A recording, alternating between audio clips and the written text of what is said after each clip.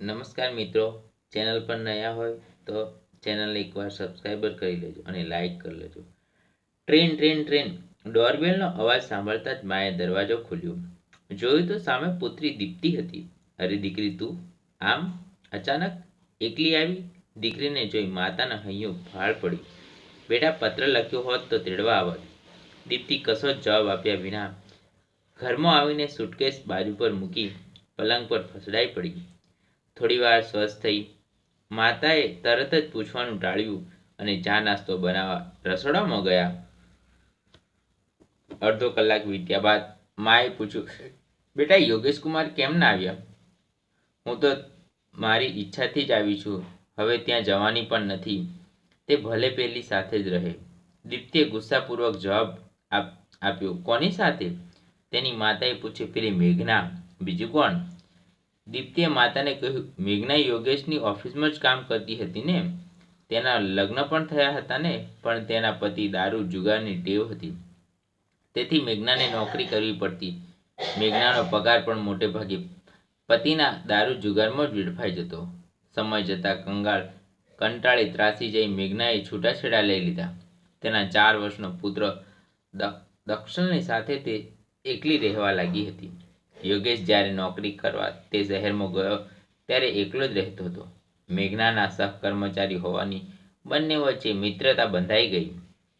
એક જ મહોલ્લામાં બંનેના મકાન હોવાથી યોગેશને અવારનવાર મેઘનાને ત્યાં જવાનું થતું.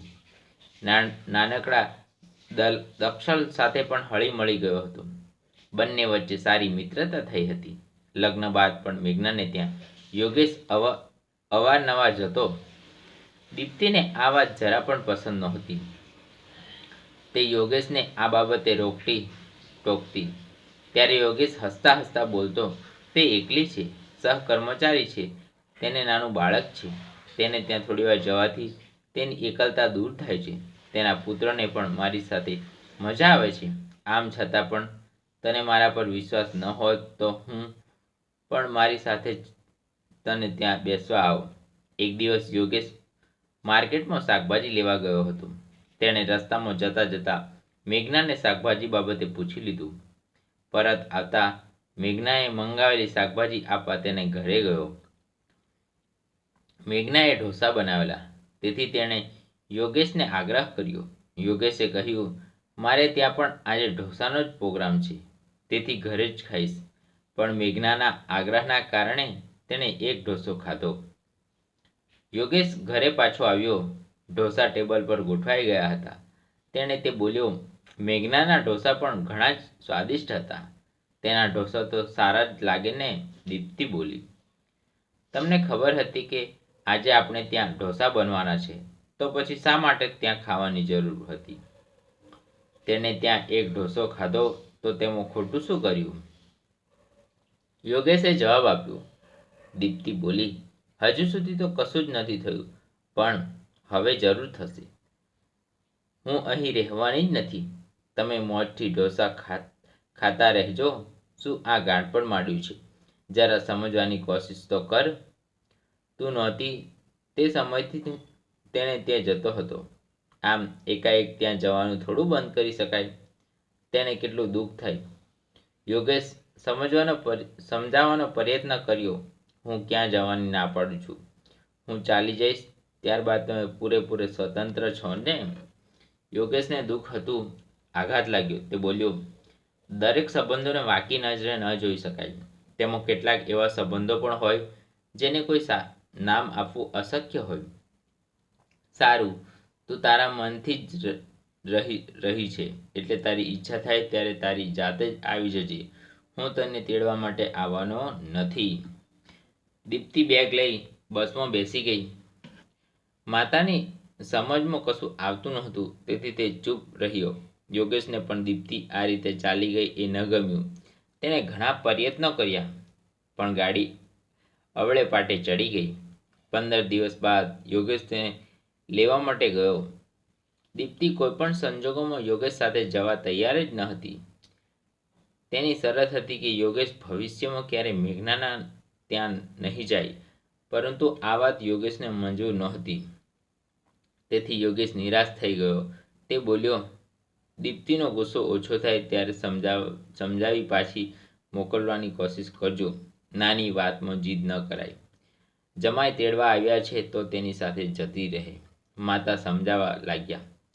દીપ્તિ આવેશમાં બોલી, માત્ર 15 દિવસ જ તને ભારે પડી ગઈ. હવે તો તું નોકરી ગોતી લઈશ. આમ 4-5 માસ વીતી ગયા. દિવાળી આવી ગઈ. દીપ્તિના ભાઈ ભાભી વગેરે દિવાળી ઉજવા આવ્યા હતા. ભાઈ ભાભી કશું બોલ્યા નહીં, કારણ કે તેમની સમગ્ર હકીકત માતા પાસેથી જાણી લીધી હતી. દિવાળીની તૈયારીમાં લાગી ગયા. દીપ્તિને પાછલી દિવાળી યાદ આવી. ત્યારે તેના લગ્ન થયા નહોતા. તે સમયે મોટા ભાગના કામો તેની સલાહ લેવાતી, પણ આ વખતે તેની ઉપેક્ષા થતી હોય એવું તેને લાગ્યું. તેનું મન ઉદાસ હતું. એક દિવસ સૌ બહાર ગયા ત્યારે ભાભી રસોડામાંથી બહાર આવીને બોલ્યા, યોગેશ કુમારની યાદ આવે છે કે શું? ના રે ના, દીપ્તિ બોલી.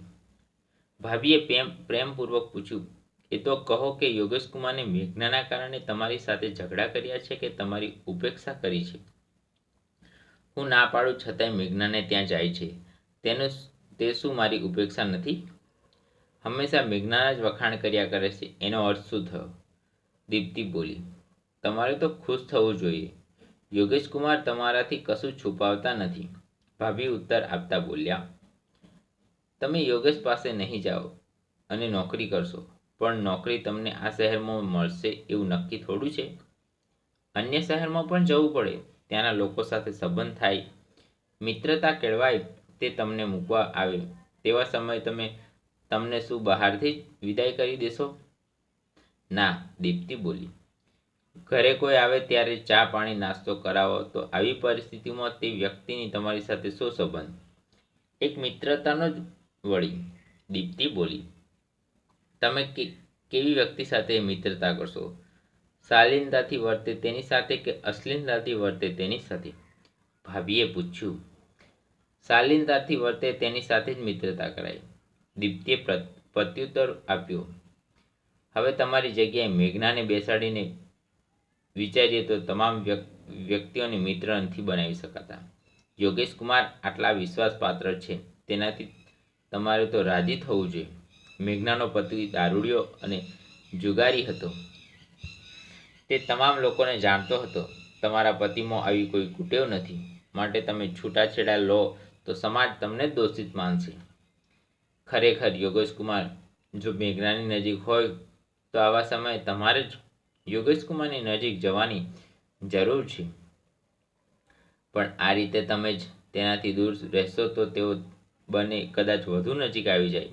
ભાભી બોલ્યા. ભાભીની આ વાતથી દીપ્તિને પોતાની ભૂલનો અહેસાસ થવા લાગ્યો. યોગેશ પાસે જઈ માફી માંગવાનો વિચાર આવ્યો, પણ તેઓ મને માફ કરશે ખરો? તે વિસામણમાં પડી વ્યાકુળતા વધી ગઈ. બપોરે જ બેગમાં કપડાં ભર્યા અને માતાને કહ્યું, હું મારા ઘરે જાઉં છું. દિવાળીના દિવસો ચાલતા હોવાથી માતાની ઈચ્છા ન છતાં પણ હા પાડી યોગેશ દીપ્તિને જોતા ચોંકી ઉઠ્યો. ચહેરા પર આનંદની સુરખી ફરી વળી. હજુ તમે દીવા નથી પ્રગટાવ્યા? ફરિયાદના સ્વરમાં દીપ્તિ બોલી. લક્ષ્મી નહોતી, હવે આવી ગઈ છે, દીવા પણ પ્રગટી જશે. યોગેશ હસતા હસતા બોલ્યો. બંને જણ બજારમાં સામાન લેવા ગયા. પરત ફરતા દીપ્તિએ મેઘનાના ઘરે જવાનું કહ્યું તો યોગેશને આશ્ચર્ય થયું. મેઘનાના ઘરે દિવાળીનું વાતાવરણ નહોતું.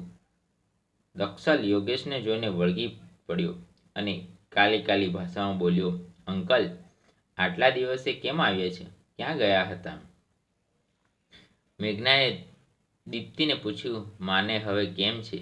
દીપ્તિ આ પ્રશ્ન જરા વિચિત્ર લાગ્યો. તે કંઈ બોલે તે પહેલાં જ યોગેશે બોલ્યું, સારું છે. દીપ્તિના ભાભી આવી ગયા તેથી તેને રજા મળી. દક્ષલને જાતે તૈયાર કરી મેઘનાને લઈ સૌ ઘરે આવ્યા. ફટાકડા ફોડ્યા. દક્ષલ પણ આનંદિત થઈ ગયો. સૌ ભેગા મળી જમ્યા ને મેઘનાને પરત મૂકી આવ્યા. મારી માતાની તબિયત ખરાબ છે એવું તમે શા માટે બોલ્યા?